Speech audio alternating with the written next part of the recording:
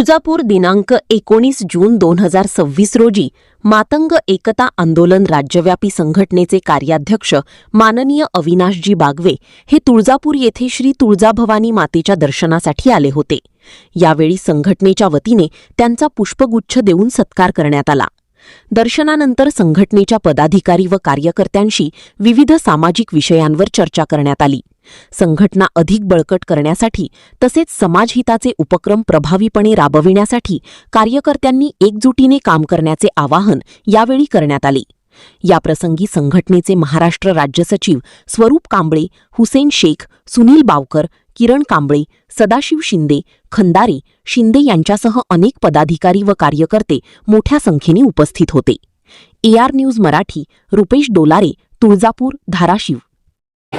वास्तविक पाहता आई तुळजाभवानीचं दर्शन घेऊन एक ऊर्जा आणि स्फूर्ती या ठिकाणी निर्माण होते आणि सदैव आमच्या पाठीशी आईचा आशीर्वाद राहून द्या। सर्व समाज बांधवांना सर्वांचे त्या ठिकाणी जे अडीअडचणी आहेत ते दूर करावेत। विशेषतः महाराष्ट्रावर जे पाण्याचं संकट निर्माण झाले ते संकट त्या ठिकाणी तातडीने दूर करावं।